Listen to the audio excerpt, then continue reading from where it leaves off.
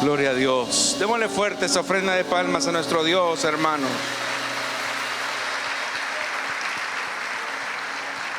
Gloria a Dios. Que el Señor les bendiga, hermanos.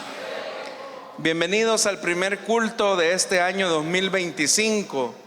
Qué bien que usted haya comenzado el año en la casa del Señor y dándole el tiempo que Él merece. Quiero invitarle, hermano, a ponerse en pie. Vamos a orar en esta hora por estas peticiones de oración. Al mismo tiempo que vamos a implorarle a Él nos entregue su palabra, pues a eso hemos venido. Amén, hermanos. Oremos entonces. Padre que estás en los cielos, esta noche, Señor, nos presentamos ante ti con acción de gracias por todo lo que tú haces por nosotros. Señor, nosotros reconocemos tu favor, tu misericordia y tu bondad, que es la que nos permite estar en pie en medio de la adversidad, de las pruebas, de los problemas. Y ahora, Señor, en esa sensibilidad queremos poner delante de ti las peticiones de oración que son enviadas hasta este púlpito. Señor, tú conoces las cargas que tus hijos llevan, pero tú también dijiste en tu palabra que no permitirías una carga superior a la que pudiésemos llevar. Ahora queremos pedirte que nos des la sabiduría para poder enfrentar estos problemas, pero también danos la paciencia para poder esperar en la respuesta que tú nos darás. Señor amado, obra de acuerdo a tu propósito. Sé que tus hijos están buscando alguna oportunidad de empleo. Abre las puertas, Señor. Otros están buscando una bendición espiritual. Tú, Señor, que eres rico y misericordioso, conforme a tus promesas, has de derramar esas bendiciones hasta que sobreabunden sobre tu pueblo. Señor amado, restaura también al caído, aquel que se ha alejado de ti, y así traiga salvación a cada una de las familias de mis hermanos. Hoy, Señor, que nos vamos a presentar ante tu palabra, queremos pedirte sabiduría, discernimiento y sensibilidad. Sabemos que tú, Señor, has inspirado las escrituras y en ellas hay vida. Por eso, Señor, oramos para que nos bendigas. Háblanos, es nuestra petición. No solo los que estamos acá, sino que a través de la radio y los que nos ven a través del internet, tu palabra llegue y lleve el fruto abundante. Todo esto, Señor, lo rogamos y lo suplicamos en el nombre de Jesús. Amén y amén. Vamos a abrir la Biblia, hermanos. Lo vamos a hacer en el libro de Éxodo, capítulo número 20. Y vamos a leer nuevamente el versículo 13, que nos dice: no mates. Lo vamos a volver a leer. No mates. Pueden sentarse, mis amados hermanos y hermanas. En los últimos viernes, hermanos, hemos estado haciendo una valoración ética acerca del sexto mandamiento que nos dice: no mates. Y las reflexiones han girado en torno a ciertos temas que han sido controversiales, no solamente para la vida de la iglesia, sino que también para la sociedad. Hemos hablado acerca del tema del aborto, hemos hablado acerca del suicidio, hemos hablado también acerca de la eutanasia. Y en cada una de estas reflexiones hemos notado que el sentido del pasaje es un sí a la vida.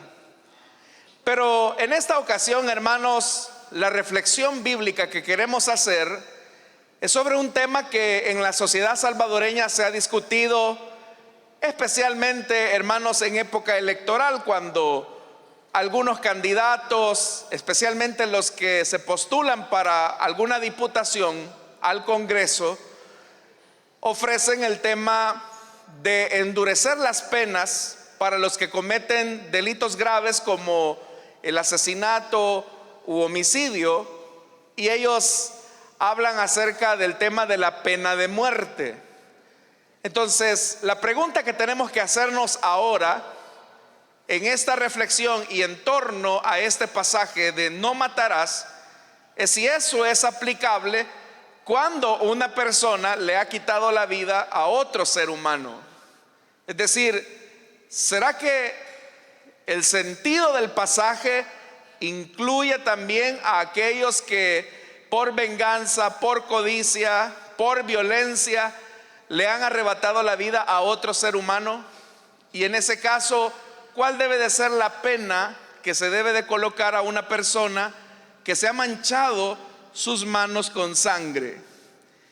Al hablar acerca de la pena de muerte, estamos hablándonos a aquella forma de castigo que se implica o que implica la ejecución de un individuo que, como consecuencia de haber cometido un crimen grave, le es establecida la pena de muerte. Hay que decir algo, acá en nuestro país no está decretada o avalada la pena de muerte.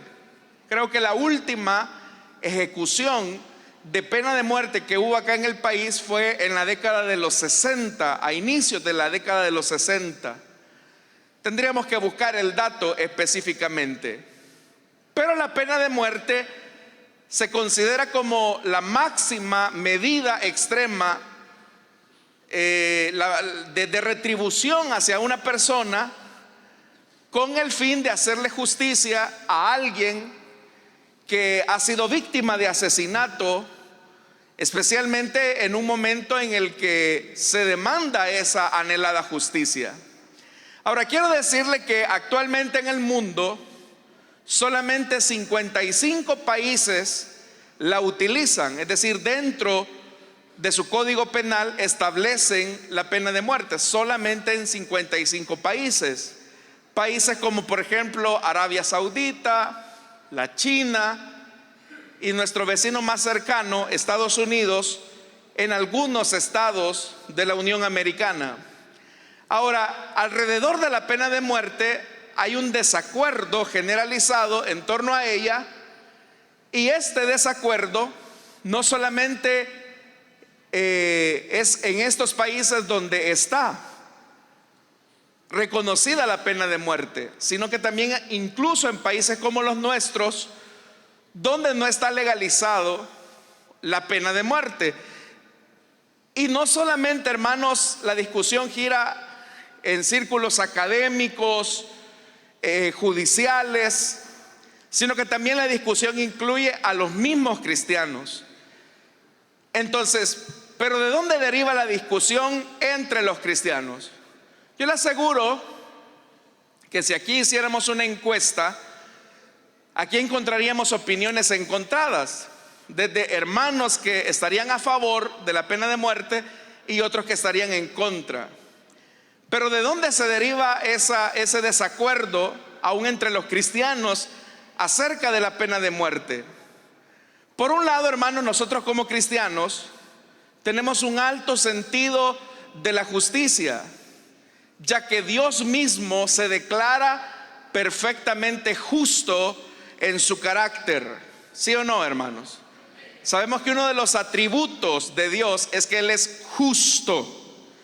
Y la justicia implica que Dios le da a cada quien lo que merecen sus obras. Ese es un elemento que nosotros como cristianos entendemos perfectamente.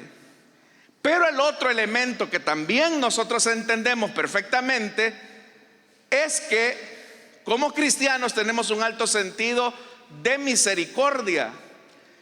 Y sabemos que nuestro Dios es muy misericordioso. ¿Cuántos saben eso, hermano? Nuestro Dios es muy misericordioso.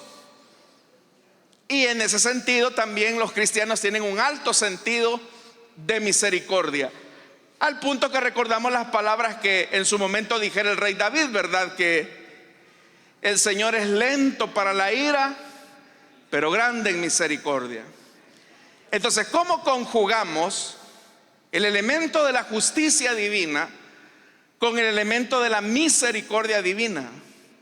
Porque tanto la justicia como la misericordia de Dios no son excluyentes o contradictorias en la persona de Dios. Y de ahí es donde surge la pregunta: si nosotros como cristianos deberíamos de estar a favor o en contra de la pena de muerte. Como lo hemos hecho a lo largo de todas estas reflexiones, yo solamente me voy a enfocar en los argumentos que muestran aquellos sectores cristianos, incluidos los evangélicos, que están a favor de la pena de muerte, para finalmente aterrizar en lo que en el Nuevo Testamento nosotros encontramos como una evidencia de lo que Dios dice acerca de este tema. Quienes apoyan la pena de muerte, hermanos, lo hacen al menos por 4 razones. Pero antes de mencionar estas 4 razones de por qué a estos sectores cristianos apoyan la pena de muerte, es porque en el Antiguo Testamento era una de las formas o una de las penas máximas que se colocaba a personas que habían cometido ciertos delitos o ciertos pecados. Vamos a utilizar el término teológico o bíblico. Y la forma o los métodos en que se aplicaba la pena de muerte era por 3 métodos. El primero era por lapidación. Y el método de lapidación se ejecutaba cuando el pecado era de tipo moral. Por ejemplo, el adulterio se condenaba con muerte por lapidación. La homosexualidad, por ejemplo, se condenaba por lapidación. La brujería, la hechicería. Pero también habían otros métodos como el ser muerto por espada. Y el ser muerto por espada se le aplicaba a aquellos que asesinaban a una persona. Y aunque es menos frecuente, un tercer método de aplicación de la pena de muerte era cuando una persona era quemada viva por fuego. Hay un caso muy interesante, por ejemplo, en el Levítico, en el capítulo número 20, versículo 14, la palabra de Dios dice que si alguien tiene relaciones sexuales con la hija y la madre, dice el Señor, comete un acto depravado. Y tanto él como ella, decía, deben de ser quemados, es decir, morirán quemados irremisiblemente. Eso es lo que decía el Levítico. Pero vea a quienes se le estaba aplicando pena de muerte: por incineración, vamos a decirlo, a un acto de incesto. Es decir, que un hombre se allegara a su suegra y tuviera relaciones sexuales con su suegra y con la hija, obviamente, del tal, en un acto de inmoralidad sexual. Tenía como castigo la incineración. Entonces, esos eran los 3 métodos que habían en el Antiguo Testamento: por lapidación, ser atravesado por espada o por incineración.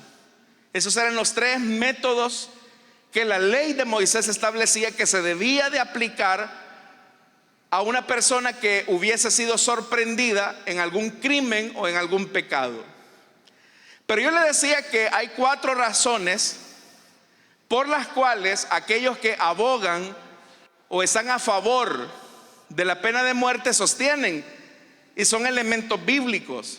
Y vamos a ver algunos de ellos, hermanos, y los vamos a encontrar. En primer lugar, ellos dicen que la pena de muerte es incluso anterior a la ley de Moisés. Y eso es cierto. Porque en el libro de Génesis, específicamente en el capítulo 9, versículo 6, aparece la primera razón de aquellos por los cuales abogan por la pena de muerte. Y la primera razón es el tema de la retribución. Es decir, quienes apelan a la pena de muerte dicen: Dios está a favor de la pena de muerte porque era una forma de retribuir la maldad de un hombre. ¿Y qué es lo que dice Génesis capítulo 9, versículo 6? Vea lo que dice. Si no lo tiene, yo se lo leo. Dice: si alguien derrama la sangre de un ser humano, otro ser humano derramará la suya, porque el ser humano ha sido creado a imagen de Dios. Entonces, claramente el libro de Génesis está estableciendo un tema retributivo. Si hay alguien que le quita la vida a un ser humano, ese tiene que morir. Eso es lo que dice Génesis así textualmente. Pero aquí es importante, hermanos, poner atención en qué punto de la historia, de la revelación y de la salvación estamos. Estamos en el libro de Génesis. Estamos en los inicios, en los comienzos de la humanidad, donde el plan salvífico y de revelación de Dios no ha sido extendido plenamente. Vamos a ver la segunda razón que dan aquellas personas que están a favor de la pena de muerte. Y ellos dicen: la pena de muerte es necesaria en la sociedad porque esta tiene un efecto de disuasión. Es decir, lo que busca es provocar en los seres humanos un temor para no cometer algunas transgresiones, algunos delitos, algunos crímenes. Entonces ellos dicen: si Dios en la misma ley de Moisés estableció o limitó la forma en que se iba a dar el castigo, era precisamente con el objetivo de disuadir a aquellos en un momento que de violencia, de impulso o de venganza quisieran arrebatarle la vida a otro ser humano. Entonces, ¿de qué manera se disuade? Si usted me acompaña al libro de Éxodo, aquí sí ya estamos en la ley, en Éxodo capítulo 21, versículo número 12. ¿Están acá, hermanos? Ok. Éxodo capítulo 21, versículo 12 dice: el que hiera a otro y lo mate será condenado a muerte. Y aquí el Señor pone una salvedad: si la muerte no fue intencional, pues Dios permitió que sucediera, el asesino podrá huir al lugar que yo designare. Cuando se habla de una muerte que no es intencional, aquellas que son provocadas por un accidente, es decir, donde no hay una premeditación, una alevosía, una mala intención. Por ejemplo, que alguien dejara su herramienta de trabajo en una parte alta y esta cayera sobre la cabeza de una persona y lo mata. Ese es una forma, hermanos, a lo que la Biblia está llamando muerte no intencional, lo que para nosotros sería homicidio no culposo. Pero sigamos leyendo en el versículo 14. Si el asesinato es premeditado, el asesino será condenado a muerte, aun cuando busque refugio en mi altar. No se habla acá del altar, está hablando de la remisión del pecado. Lo que el Señor está diciendo ahí, y hay dos formas de entender ese pasaje. Una es que si el asesino busca redimir ese pecado de asesinato, lo que el texto está diciendo es: la consecuencia de su pecado lo va a alcanzar. Es decir, usted sabe que en el altar se ofrecía una ofrenda por el pecado de una persona. Y obviamente una persona, un asesino, por ejemplo, podía llevar su ofrenda al altar. El sacerdote la recibía y el pecado era expiado. Pero si se descubría que esa persona, o se le comprobaba el asesinato, la consecuencia de su acción no iba a ser remitida. Tenía que ser castigada, y castigada con la pena de muerte. Es lo que nosotros muchas veces decimos, hermanos, especialmente en un momento como el que estamos viviendo. Dios perdona los pecados. ¿Cuántos sabemos eso? ¿Sabe eso, sí o no? Claro, Dios perdona el pecado, pero las consecuencias del pecado, tarde o temprano, pueden alcanzar a una persona. A veces, y eso no es siempre, a veces, por designio de Dios, el Señor puede retardar o disminuir la consecuencia de un pecado. Y eso por su misericordia. Pero eso, hermanos, lo digo claramente, es a veces. Y ya vamos a ver un ejemplo de lo que estoy diciendo. Pero sigamos leyendo. Versículo 15, siempre en Éxodo. El que mate a su padre, estamos hablando de un parricidio. El que mate a su padre o a su madre, ¿qué dice? Será condenado a muerte. Eso es inevitable. Pero vea otro pecado que se condena a muerte, es decir, otro pecado al que se le aplica pena de muerte. Verso 16. El que secuestre a otro y lo venda, o al ser descubierto lo tenga aún en su poder, será condenado a muerte. El secuestro, por ejemplo, era castigado con pena de muerte. Hasta ahí, hermano, nosotros quizás diríamos: qué bien, hermano, porque todas esas cosas son pecados graves. O sea, el parricidio, el secuestro, el asesinato son pecados graves. Pero ahora le voy a leer lo que dice el versículo 17, siempre de Éxodo. ¿Cuántos hijos hay acá, hermanos? Vaya, veamos lo que dice el 17. El que maldiga a su padre o a su madre, ¿qué dice? Será condenado a muerte. Un papá de repente se daba cuenta que su hijo era contumaz y rebelde, como dice la Biblia. Pero ¿qué es eso de maldecir a padre? Era faltarle el respeto. Era decirle al papá tonto. Era decirle a la mamá tonta.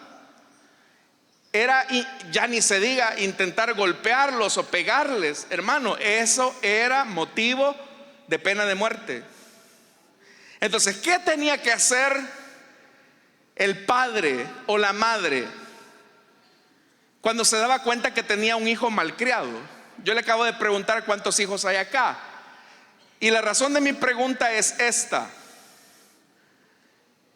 ¿qué hace usted cuando su hijo le falta el respeto? ¿Qué hacemos nosotros? En la Biblia, la falta de respeto al padre o a la madre, y específicamente en el Antiguo Testamento, era castigado con pena de muerte. Yo a veces ahí no entiendo cómo es que hay hijos que le faltan el respeto a su padre y a su madre. Y ojo, la Biblia no está diciendo: mira, si es mal padre, tienes derecho a insultarlo, tienes el derecho a faltarle el respeto. Eso no dice la Biblia. La Biblia no está colocando atenuantes a la cláusula. Lo que la Biblia está diciendo es: no maldigas a tu padre y a tu madre, porque si lo haces, eso te va a acarrear muerte. Entonces yo le decía que quienes apelan o sostienen la pena de muerte o abogan por la pena de muerte, en el aspecto de disuasión, destacan un elemento. En los países, y hablemos por ejemplo de nuestro vecino más cercano, que es Estados Unidos, cuando aplica la pena de muerte, usted sabe que lo hace en un lugar privado. Es decir, ya sea por inyección letal, que es lo que normalmente se usa, se lleva al condenado, se le permite tener una última visita, un último deseo, una última plática, especialmente con un religioso, y en un cuarto secreto donde nadie ve, se le aplica la pena de muerte. Pero en la Biblia La pena de muerte no era ni secreto, no era ni confidencial. La pena de muerte era pública. Es decir, la ejecución era totalmente pública. Las personas tenían que enfrentar públicamente las consecuencias de su pecado. Entonces, ¿qué pasaba? Volviendo al caso de un padre que recibía el insulto de su hijo, que lo maldecía. Venía el padre, se presentaba ante los tribunales, que en este caso eran los ancianos de Israel, y decía: mire, yo tengo un hijo que es contumaz y rebelde, me maldijo, tiene una actitud de desobediencia, obstinada. Entonces, ¿qué ocurría? Venían los ancianos, estudiaban el caso, y si determinaban que había causa para castigar el delito, se llevaba al hijo que maldecía. Normalmente era como una plaza pública, y ahí se le aplicaba la pena de muerte, que en este caso era por lapidación. Pero la pena de muerte era pública. ¿Por qué razón?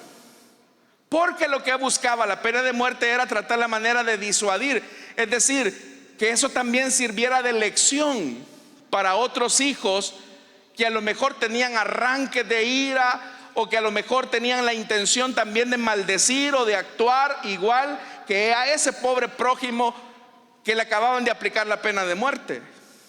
Lo mismo ocurría a alguien que fuera sorprendido en adulterio. Ya vamos a ver el caso en el Nuevo Testamento. Si a una persona se le encontraba en el acto mismo del adulterio, no se le juzgaba el caso en privado, era en público. Es decir, la ejecución de la pena de muerte era en público. ¿Por qué? Porque eso servía como un elemento de disuasión para que la gente no hiciera el crimen o el delito que esta persona hubiese cometido. Entonces hemos visto aquellos creyentes que apelan por la pena de muerte. Algunos sectores especialmente hablan, número uno, de retribución, número dos, de disuasión.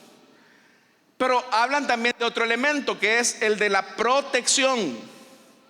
Es decir, si se elimina al transgresor de manera pública, la comunidad podía tener descanso, de decir: bueno, el que asesinó o aquel que secuestró finalmente fue sentenciado a muerte, podemos estar tranquilos. Entonces aquellos que apelan por la pena de muerte dicen: mire, esa es una garantía de protección hacia la comunidad, y Dios estableció específicamente esa medida con ese objetivo. Y hay una cuarta razón, que es bíblica, o sea, es teológica. Yo solamente le estoy poniendo los argumentos para llegar a donde quiero llegar, que es en el Nuevo Testamento. El cuarto elemento es el de la purificación. Vamos a ver, hermanos, ya el ejemplo práctico. Acompáñame a Deuteronomio capítulo 21, y ahí vamos a ver el elemento de purificación que la ley de Moisés establecía al aplicarle a una persona sentencia de pena de muerte.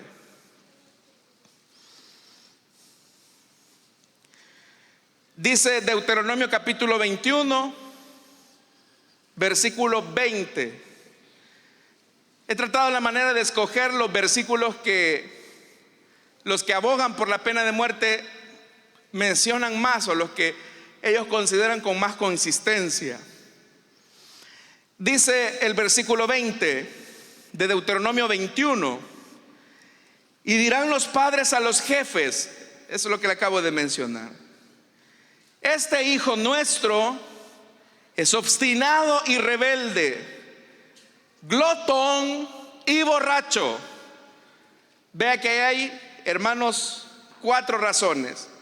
Es un necio, o sea, le estamos diciendo que no haga las cosas, las sigue haciendo. Es un rebelde. ¿Y a mí quién me va a mandar? Pues es un glotón, es decir, le baja comida a la refrigeradora. No tienen hijos así ustedes, ¿verdad, hermano? Si están en el desarrollo es normal que coman mucho. Pero vea, cuarto, es un borracho. Esos son los delitos: obstinado, rebelde, glotón y borracho. Y por último, no nos obedece. Verso 21: entonces todos los hombres de la ciudad lo apedrearán hasta matarlo. Pero vea el elemento de purificación que aparece ahí en ese versículo: así erradicarás el mal que haya en medio de ti, y todos en Israel lo sabrán y tendrán temor. Ahí en ese pasaje se están combinando el elemento de la disuasión y de la purificación. Purificación porque ahí dice: así vas a erradicar el mal que hay en medio de ti. ¿Por qué? Porque si se tolera a ese tipo de muchachos en la comunidad, lo que va a ocurrir es que esto va a contagiar a otros a que lo hagan. Entonces el cuarto elemento que señalan aquellos que abogan por la pena de muerte es: mire, si se aplica la pena de muerte tal como la Biblia lo establece, eso va a purificar la comunidad. Eso lo que va a lograr es erradicar la violencia en la ciudad. Eso es lo que dicen. Y cristianos muy conservadores, muy hombres de Dios, apelan por estos cuatro principios que estoy mencionando: la retribución, la disuasión, la protección y la purificación. Entonces dicen: es bueno que los estados, incluso van a usar pasajes como el de Romanos capítulo 13, es bueno que los estados tengan la pena de muerte y que sean los estados los que ejecuten la pena. Y como le digo, son creyentes muy devotos, hombres de Dios, pero ellos sostienen estos pasajes de la Biblia que le estoy mencionando. Ahora yo le voy a mencionar las razones por las cuales la misma Escritura está en contra de la pena de muerte. Es decir, ¿por qué razón los cristianos no deberíamos de apoyar una medida como esta? Y antes de mencionar estas razones, voy a comenzar mencionando quizás un elemento clave para entender esta medida. Yo le dije: quienes apelan por la pena de muerte dicen: el Estado debe de aplicarla a aquellas personas en quienes se ha descubierto que se ha cometido un crimen, como los asesinos en serie, o esta gente que de repente, especialmente en Estados Unidos, de repente compra un arma de fuego y comienza a acribillar a personas a diestra y siniestra. Y usted sabe que son noticias que hemos visto por la televisión o las redes sociales en este caso. Y uno puede decir: a esa gente hay que aplicarle la pena de muerte. Ahora, ese es un caso, pero hay muchos casos donde el sistema judicial estadounidense, que se define por naturaleza como uno de los más democráticos del mundo, es considerado también uno de los sistemas judiciales más defectuosos al mismo tiempo. Le voy a poner un ejemplo y le voy a dar estadísticas, números. En el caso de los Estados Unidos, curiosamente, la mayor parte de personas que han sido ejecutados con pena de muerte en Estados Unidos son en los estados del sur de la Unión Americana. Es decir, aquellos estados que siempre se han caracterizado por ser anti-inmigrantes, por ser estados que incluso, hermanos, son muy racistas. Es decir, la mayor parte de ejecuciones se han dado en estados sureños de la Unión Americana.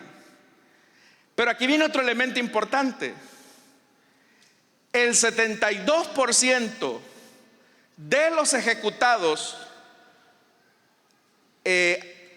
bajo la pena de muerte han sido personas de color e inmigrantes.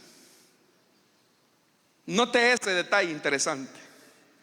La mayor parte de ejecutados han sido negros e inmigrantes. El segundo elemento dentro de esta razón social que le estoy mencionando, oiga lo que le voy a decir: más de la mitad de los homicidios que se cometen en la Unión Americana son hacia inmigrantes y hacia negros, personas de color. Entonces, ¿qué ocurre? Cuando se descubre que una persona de color ha cometido un crimen, en estos estados sureños no dudan en aplicarle la pena de muerte. O si es inmigrante, igualmente, no se duda. Pero cuando es un blanco el que ha cometido un crimen, se hace todo lo posible por exonerar a esa persona blanca de la pena mayor, que es la pena de muerte. Y quiero decirle que la mayor parte de personas a quienes se les ha descubierto algún crimen como esto, muchos de ellos han salido librados de esta pena, que es la pena máxima. Entonces, pareciera ser que la pena de muerte se coloca de manera arbitraria, sin ese sentido de justicia y de equidad que se supone se debe de establecer. Ahora, si así es el gobierno, o sea, si así es el modelo de justicia estadounidense, ¿qué pasaría en un país como el nuestro, donde usted y yo sabemos que la justicia no es pareja para todos? La pena de muerte se podría utilizar como una medida de venganza hacia una persona que no ha cometido quizás algún crimen. Y le voy a dar otro dato interesante, hermanos, acerca de esto. En el 71% de los casos en donde se aplicó la pena de muerte, oiga esto, 71% de los casos habían habido errores en la identificación por testigos. El 46% la aplicación de pruebas forenses era incorrecta. Y en el 28% las confesiones eran falsas o forzadas. Es decir, que hubo gente que dijo: sí, yo lo vi, sí, él lo hizo, y fue forzado. O las pruebas fueron contaminadas, o los testigos eran falsos. Y el 71% de los casos que fueron ejecutados con pena de muerte tenían errores. Vaya, ¿y ahí cómo hacemos para devolverle la vida a aquel que no tenía ningún delito, pero se le aplicó esa medida? Entonces, una razón social es que el Estado, por ser compuesto por seres humanos, tiene defectos. Y yo le hacía la comparación en el caso de nuestro país.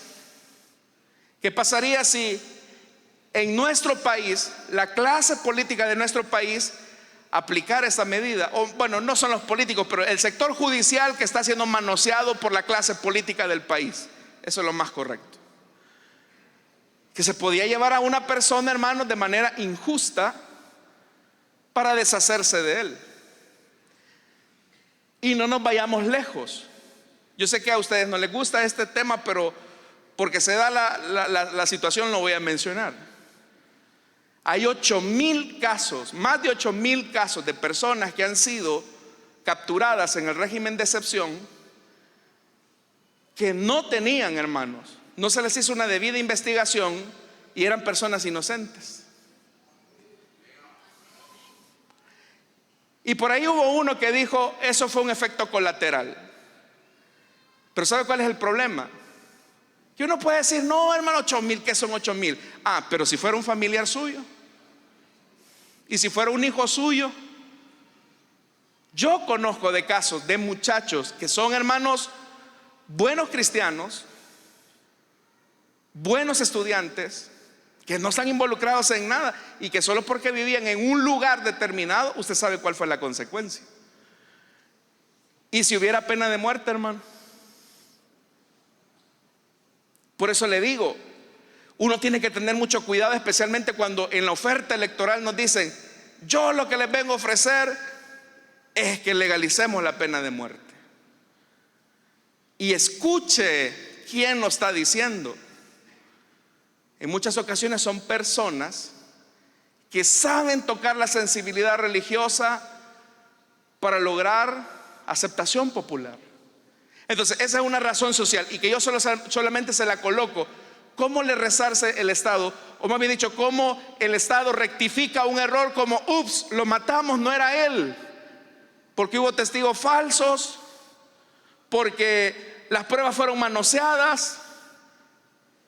¿Cómo hacemos para regresar a esa persona a la vida? Usted sabe que hay personas que están detenidos y no han cometido ningún crimen. Me decía un hermano, no sé si está por acá, pero me decía de un caso de su trabajo, ¿verdad? Donde de repente una muchacha se terminó enamorando de un compañero de trabajo. Pero él era casado y le decía que no. Era en el sector educativo. Pero vino esta muchacha y dijo que ese hombre la había abusado. Y no era cierto. ¿Qué cree que le pasó a este hombre? Se lo llevaron. ¿Y quién le devuelve los años que estuvo en prisión a causa de una mentira? Porque se descubrió que no era cierto. ¿Quién le va a devolver los 10, 12 años que estuvo encerrado ahí en prisión? Yo solo le estoy mencionando un caso, uno nada más. Entonces, hermano, lo que usted está diciendo es que nos hagamos del ojo pacho con los que cometen crímenes. No, yo no estoy diciendo esto. Lo que yo estoy diciendo es que debemos de ser muy objetivos a la hora de ver un tema como este. Y aquí viene la segunda razón de aquellos que no están a favor de la pena de muerte, y es la razón ética. Y es que a la luz del Sermón del Monte, la muerte como método de castigo no es correctamente moral. Si usted ha leído el Sermón del Monte, y eso no lo dijo un predicador, lo dijo el predicador de predicadores, Jesucristo, en Mateo capítulo 5, versículo 38 al 41. ¿Qué dijo Jesús ahí? Ustedes oyeron que fue dicho que ojo por ojo, y ese es el pasaje que muchos repetimos, especialmente aquellos cristianos que están a favor: ojo por ojo, diente por diente. Pero si usted lee el Sermón del Monte, Jesús afirmó que la interpretación punitiva de la ley del talión es incorrecta. En cambio, Jesús habló de otra cosa. Y yo le voy a repetir lo que Jesús dijo: poner la otra mejilla. ¿Lo dijo Jesús, sí o no? Aquí es donde la Biblia nos duele, hermanos. Porque ¿qué dijo Jesús?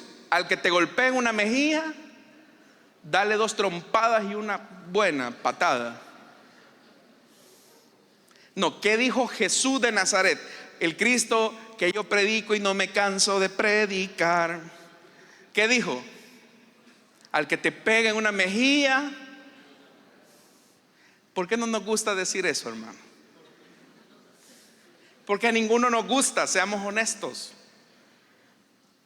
Carnalmente, humanamente hablando, es algo que no se puede alcanzar humanamente hablando. Pero ahora yo le voy a decir una razón teológica, y yo creo que con eso usted va a entender más. Delante de Dios, le voy a decir algo. La Biblia dice, establece algo curioso, porque nosotros nos escandalizamos, sí, asesinato, secuestro, homicidio, pero delante de Dios, todo pecado merece la muerte. La Biblia dice: la paga del pecado es A ver, y yo le quiero preguntar algo a usted. ¿Cuántos pecadores hay aquí? El que no dijo amén, hermano, con usted podemos comenzar aplicando la... No. La paga del pecado es... ¿Y usted y yo somos? Entonces, ¿qué merecemos? La muerte, merecemos morir. Y por esa razón hubo alguien que pagó nuestra deuda, y ese es Jesucristo, el Hijo de Dios.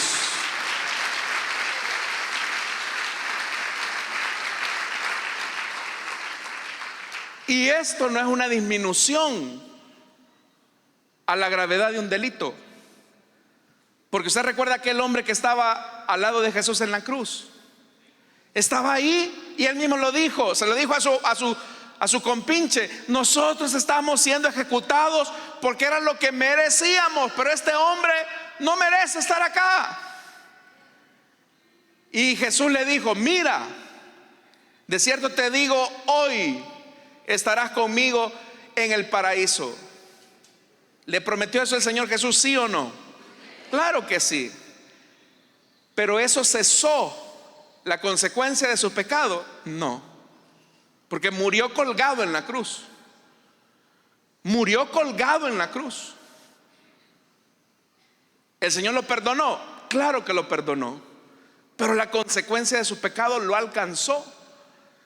Y ahí vemos un reflejo de eso. Pero ahora yo le voy a mencionar otra cosa más, hermanos. ¿Se recuerda de aquella mujer que fue sorprendida en el acto mismo de adulterio? En el Evangelio de Juan, la Biblia dice que la llevaban arrastrada, porque la encontraron en el acto mismo. Yo no sé si la mujer iba semidesnuda o desnuda, pero imagínense que en las calles polvorientas la llevaban arrastrada. Ya de por sí era humillante lo que había pasado. Y se la tiran al Señor y le hacen la pregunta que hoy los cristianos nos hacemos: Señor, a esta mujer la ley nos manda a apedrearla porque fue sorprendida en el acto mismo del adulterio. ¿Qué dices tú? La pregunta era una pregunta tramposa, porque lo que buscaba, hermanos, era que Jesús tomara partido. Si él decía: sí, aplíquenle la pena de muerte según lo dicta la ley de Moisés, Jesús se ponía en problemas con el Imperio Romano, porque el Imperio Romano le había quitado esa facultad de aplicar pena de muerte a los judíos, especialmente al Sanedrín. Pero si Jesús decía: no la apedreen, entonces Jesús se echaba encima al pueblo, porque ellos iban a ver en Jesús una persona laxa. Pero miren lo que Jesús hizo. Usted se fija la genialidad, y usted, hermano, se puede ese pasaje de memoria. Y ahí está la respuesta a la pregunta que nos estamos haciendo.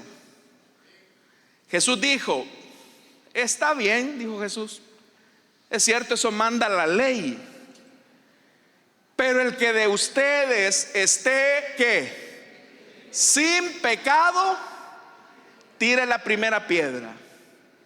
¿Qué estaba diciendo Jesús ahí?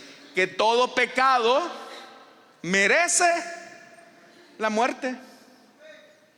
Lo que Jesús estaba diciendo con esa frase que nosotros repetimos: el que esté limpio de pecado, el que de ustedes esté limpio sin pecado, tire la primera piedra. ¿Qué es lo que Jesús estaba diciendo en el fondo? Que todo pecado merece la muerte.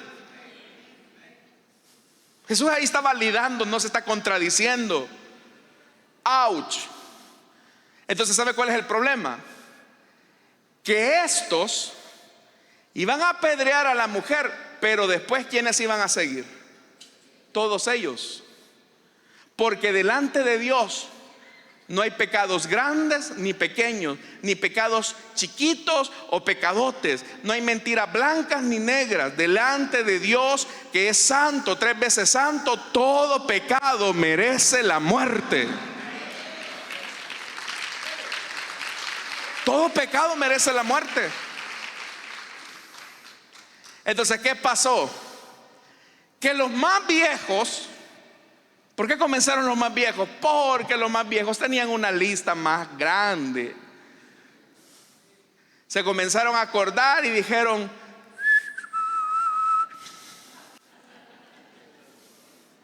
y se fueron.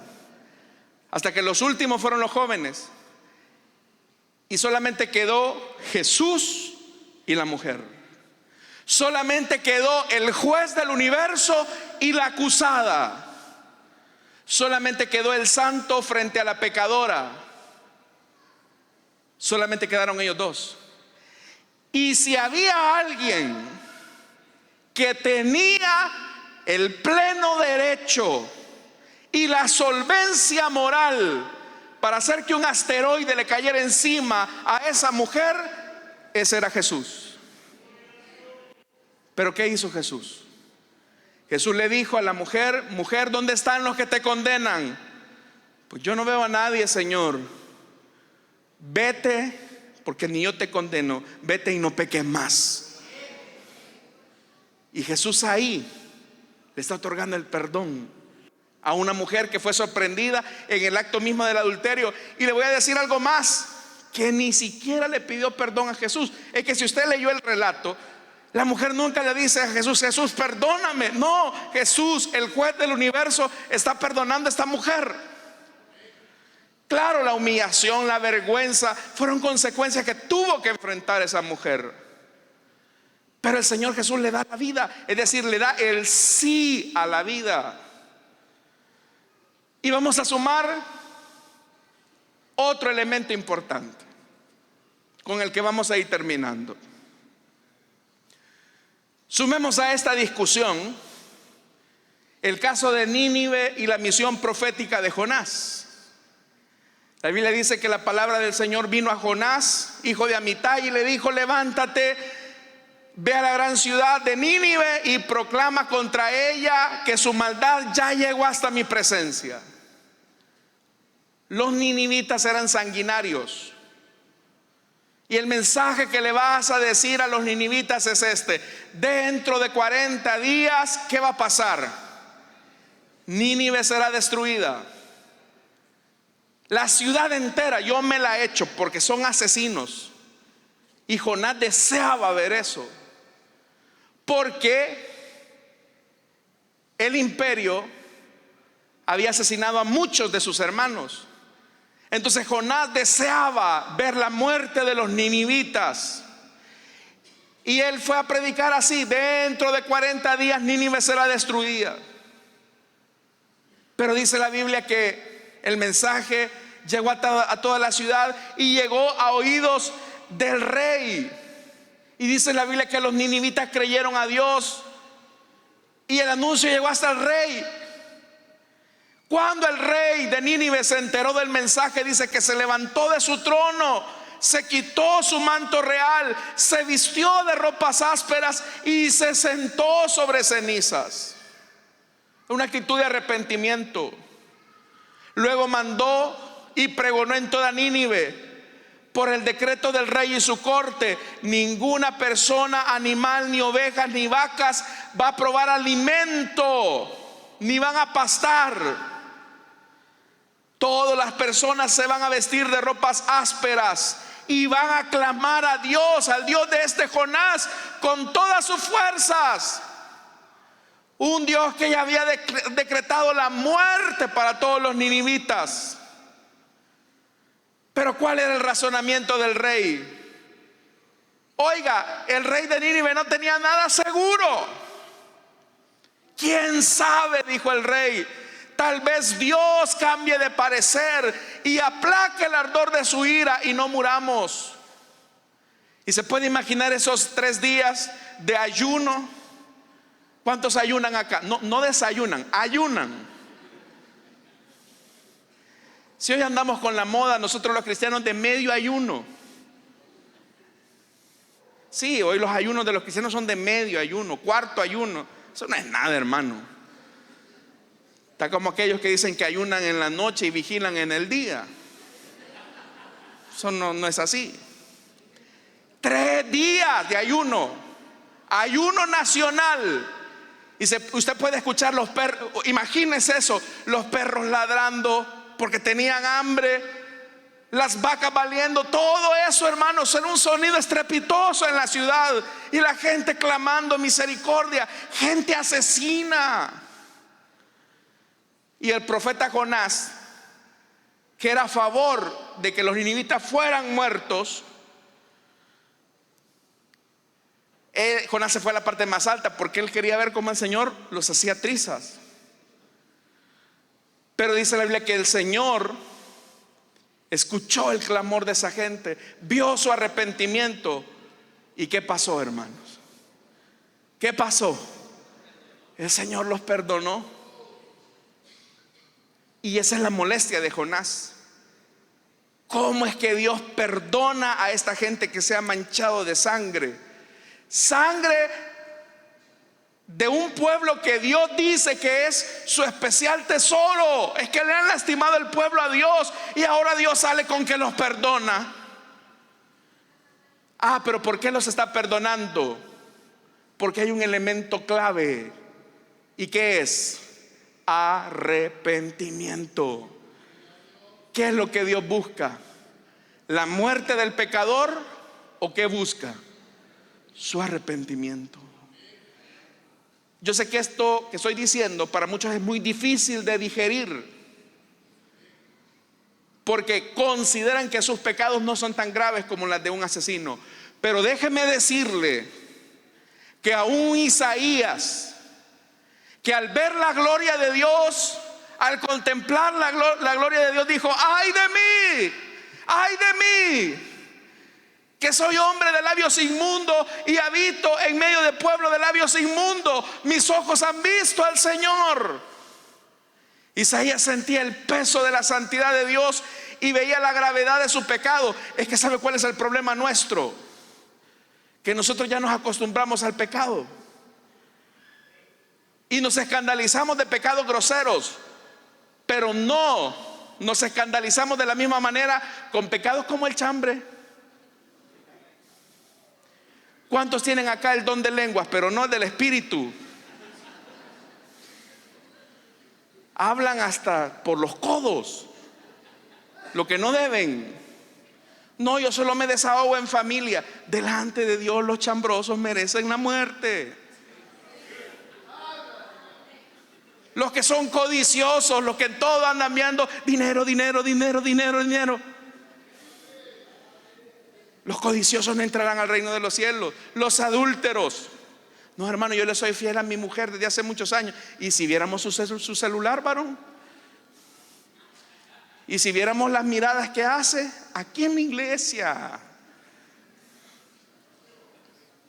merecemos la muerte. Pero el Señor, que es tan bondadoso y lleno de misericordia, nos vuelve a otorgar su perdón cuando nos arrepentimos.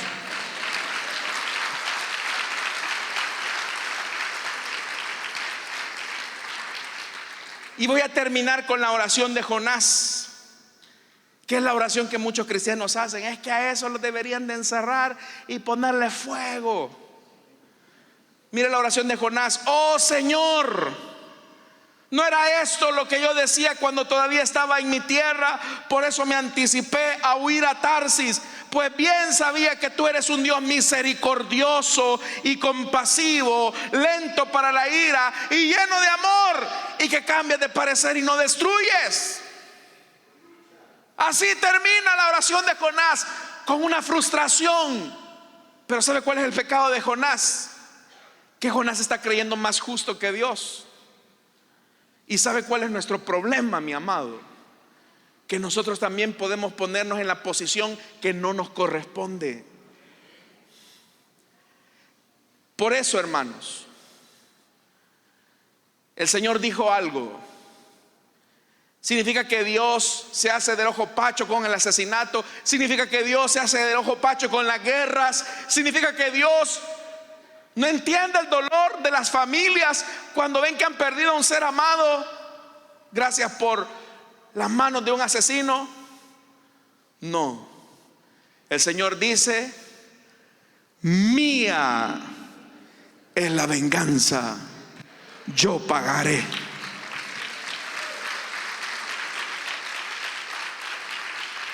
¿Creemos en un Dios vivo, sí o no?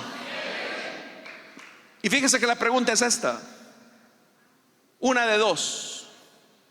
O creemos más en un Estado hecho de humanos, defectuoso, que puede usar su poder para cobrar deudas políticas, o le creemos a un Dios que gobierna todas las cosas y que es infalible. Porque hay gente que cree más en el gobierno que en el Señor, hermano. Hay gente que cree más en un hombre que en el Señor.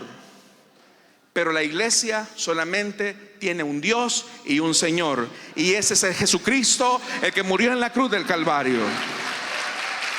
Amén, hermanos. Entonces, cuando la Biblia dice no matarás, eso incluye también al Estado.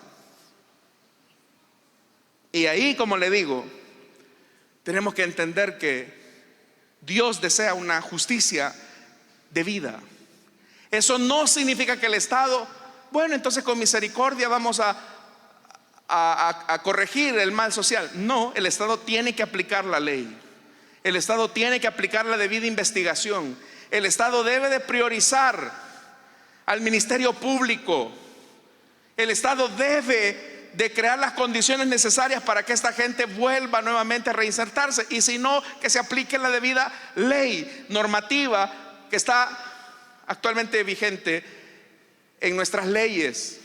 Punto. El Estado debe de cumplir su deber. Por supuesto, proteger al inocente, al justo, pero no se tiene que exceder en sus atribuciones. Dicen amén, hermano, porque esta es palabra de Dios. Así que el Señor nos ayude. Ojalá no me vengan a apedrear ustedes a mí al final, hermano. Pero bueno, vamos a orar. Lo que les he dicho es lo que el Señor tenía para nosotros. Vamos a orar esta noche. Padre que estás en los cielos, gracias por tu palabra, porque tú eres un Dios de misericordia y de perdón, que no quieres la muerte del que peca, sino el arrepentimiento. Eres un Dios justo y misericordioso. Tu misericordia no anula tu justicia, y tu justicia tampoco invalida tu misericordia. Las consecuencias del pecado siempre nos alcanzarán, pero aún ahí tú muestras tu amor y tu misericordia ante aquellos que se arrepienten, entre los cuales nos encontramos nosotros. Esta noche quiero hacer una invitación para aquellas personas que desean entregarle su vida a Cristo y recibir la misericordia de Dios.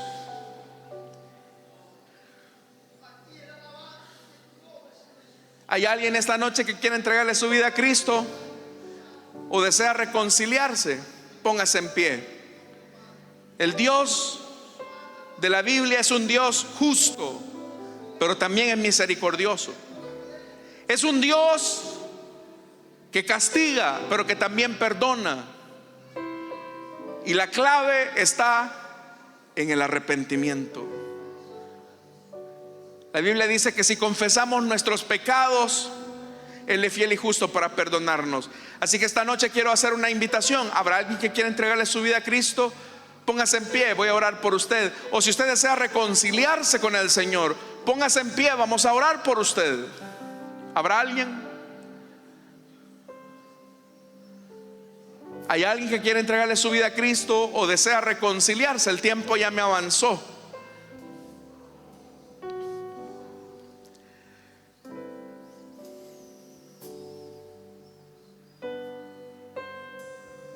¿Quieres recibir la misericordia de Dios? No importa tu pecado, la sangre de Cristo tiene el poder de limpiarte. ¿Habrá alguien que quiere entregarle su vida a Cristo o desea reconciliarse, póngase en pie. Estamos frente a un Dios que es santo, que es justo, pero también es perdonador de aquellos que confiesan su pecado y se arrepienten. ¿Habrá alguien? Vamos a orar entonces. Padre que estás en los cielos, Señor, tú eres consciente de la maldad de los hombres, tanto que esa maldad